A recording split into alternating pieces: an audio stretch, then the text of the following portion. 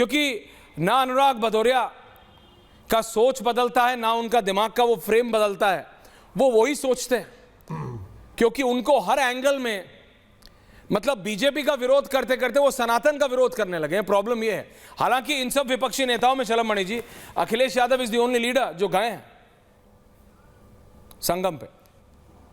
विधायक जी, ऐश्वर्य भाई, किसकी सोच बदलती है, किस पर क्या असर पड़ता है, किस पर क्या प्रभाव पड़ता है, ये हमारे लिए चिंता का विषय नहीं है और कोई कारण भी नहीं उस पर हम चर्चा करें। मैं तो हाथ जोड़ के इस देश के और दुनिया के करोड़ों करोड़ों सनातनियों का अभिनंदन करना चाहता हूं कि जिस प्रकार से उन्होंने इस महाकुंभ को सफल बनाया, जिस प्रकार से उल्लासित रहे, उमंगित रहे, जिस प्रकार से ये कुंभ अपने सफल अंजाम तक पहुंचा। और आज तो आपने देखा होगा कि गिनीज बुक ऑफ रिकॉर्ड से भी ये तय हुआ है, वहां से रिकॉर्ड मिला है कि पहली बार किसी जगह पर एक साथ इतना बड़ा सफाई का आयोजन हुआ, स्वच्छता का आयोजन हुआ। गिनीज बुक ऑफ रिकॉर्ड ने इसको रिकॉर्ड किया है। ये निश्चित तौर पे सिर्फ किसी एक व्यक्ति के लिए नहीं, किसी एक सरकार के लिए नहीं, किसी एक दल के लिए नहीं, ये पूरे सनातन समाज के लिए बहुत गर्व की बात है। और ऐश्वर्य भाई, हम सब तो देख रहे हैं कि सनातन समाज, सनातनी गर्व में डूबा हुआ है, उल्लासित है, आनंदित है, क्योंकि जो उपेक्षा उन्होंने देखी है, उन्होंने हमेशा देखा कि राजनीतिक दलों ने हिकारत भरी नजरों से उनको देखा है, उनको हमेशा उपेक्षा भरी नजरों से देखा है। हमेशा राजनीतिक दलों ने तुष्टीकरण की राजनीति की कि महाकुंभ में अच्छे इंतजाम कर दिए तो हमारा वोट बैंक खराब हो जाएगा। आप देखिए ना, आपने नाम गिनाने शुरू किए ना कि कौन कौन लोग हैं। ठीक है, आप मत आइए, ये आपकी मर्जी हो सकती है, लेकिन आप सनातन से जुड़े एक महापर्व के बारे में इतना खराब कैसे बोल सकते हैं? लालू प्रसाद यादव की इतनी हिम्मत कैसे हो जाती है कि वो महाकुंभ को लेकर इस प्रकार की बात बोले, या खड़गे साहब का इतनी हिम्मत कैसे हो जाती है? लेकिन आप देखिएगा ऐश्वर्य भाई, आपने तो कवरेज की और मैं आपको भी धन्यवाद देना चाहता हूं। बहुत बड़ा आप सबने भी काम किया, मीडिया के लोगों ने काम किया। आपने कवरेज में दिखाया कि महाकुंभ प्रयागराज में हो रहा था और रोड जाम कहां लग रहा था? झारखंड में। महाकुंभ प्रयाग में हो रहा था और सड़कें कहां जाम हो रही थी? आपकी बंगाल में। ये पूरे देश में हाल रहा है। और अभी आज जो भगदड़ मची है, आज उस भगदड़ पर भी चर्चा कर लीजिए कि ये महाकुंभ इतने बड़े अंजाम तक पहुंचा है ऐश्वर्य भाई कि आज समाजवादी पार्टी के एक बड़े नेता ने बाकायदे राहुल गांधी को हिट किया है और ये कहा कि आप हिंदू विरोधी हैं। कहां गया इंडी गठबंधन? ये जो सनातनियों ने अपनी ताकत दिखाई है ऐश्वर्य भाई, अभी भगदड़ मचेगी, आप देखते रहिए। अभी तक तो हमारे धार्मिक कार्यक्रम चल रहे थे, आध्यात्मिक कार्यक्रम चल रहे थे, राजनीतिक कार्यक्रम तो आज के बाद शुरू हो चुके हैं। तब जबकि समाजवादी पार्टी के नेता आईपी सिंह ने कहा है कि भाई राहुल गांधी जो है वो उन पे आरोप लगाया कि आप हिंदू विरोधी हैं, तो ये भगदड़ मचेगी। अभी आपको इंपैक्ट देखने को मिलेगा। और ये सनातन समाज ने तय कर लिया है कि हम अब हिकारत भरी नजर से नहीं देखे जाएंगे, अब हम अपमान नहीं सहेंगे, अब हम गालियां, डेंगू और मलेरिया नहीं सुनेंगे। इसी देश में डेंगू और मलेरिया कहा गया सनातन को, हिंदुत्व को। सनातन समाज ने अपनी ताकत दिखाई शोर भाई, और ये ताकत आपको हरियाणा में नजर आई, आपको दिल्ली में नजर आई, महाराष्ट्र में नजर आई, मिल्कीपुर में भी नजर आई। मिल्कीपुर में भी सनातन समाज के लोगों ने अपनी ताकत दिखाई है। तो जो लोग ये मंशा पाले बैठे हैं कि वो हमें गालियां दे लेंगे, हमारे धर्म पर टिप्पणियां कर लेंगे, रामचरितमानस जला लेंगे, महाकुंभ को दुनिया भर की फालतू बातें कर लेंगे, ये पप्पू यादव जैसा एक माफिया जो तिहाड़ जेल में रहा है, तिहाड़ी रहा है, उसकी इतनी क्षमता हो जाती है कि वो महाकुंभ पर टिप्पणी कर लेता है। तो अब जवाब मिलेगा।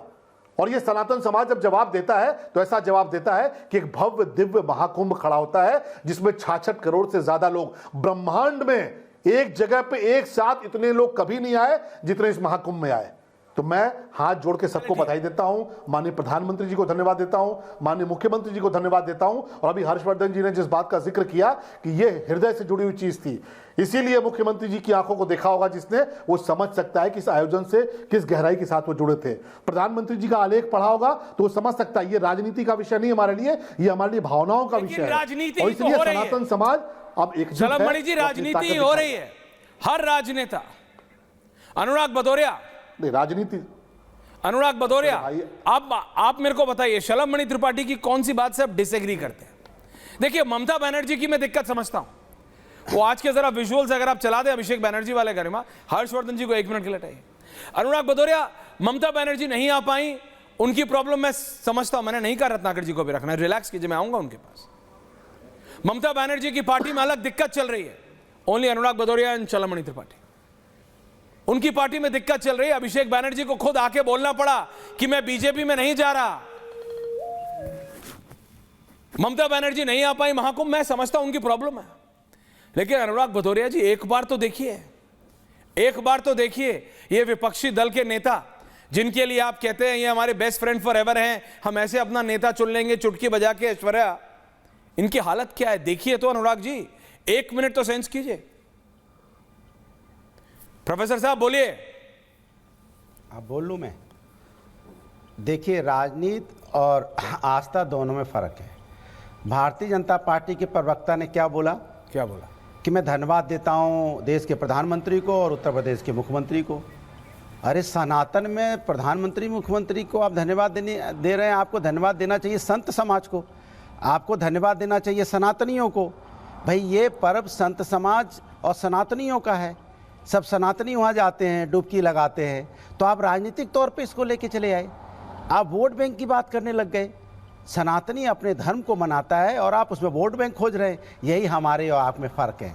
हम वहाँ पे डुबकी आस्था की लगाते हैं और आप डुबकी लगाते हो राजनीतिक डुबकी लगाने वाले कभी सनातनी नहीं हो सकते। जो राजनीतिक डुबकी लगाते हैं वो वोट बैंक खोजते हैं, वो सनातनी कहाँ से आ गए?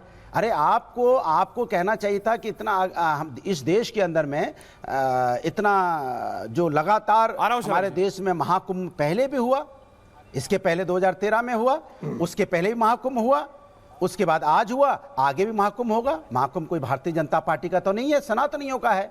आप इसको ऐसा क्यों करते हो? सही कहा हर्षवर्धन जी ने, इसके पहले कभी इतनी राजनीति नहीं हुई। इतनी राजनीति इस बार महाकुंभ में भारतीय जनता पार्टी ने की 2013 में। को मैं बीजेपी के नेताओं को नाम गिना सकता हूं, क्यों गिनाए? बोलिए। अरे बोलने लगे आप बीच में। मैं नहीं बोल रहा भाई, स्लाइड रिमार्क अलाउड होना चाहिए। मैं भी नाम गिना सकता हूं। 2013 में बहुत लोग नहीं गए थे, 2013 में बहुत बड़े बड़े नेता नहीं गए थे। तो इसके मतलब क्या वो हिंदू नहीं है? मैं नहीं कहूंगा, वो भी हिंदू है, ठीक है, नहीं गए वहां पे। इसका मतलब कि वो हिंदू नहीं होंगे। कोई आदमी अगर वहां पे पहुंच नहीं पाएगा महाकुंभ में या किसी दर्शन करने के लिए कहीं नहीं पहुंच पाएगा। अरे जहां प्रभु तो कण कण में है ना, कण कण में है।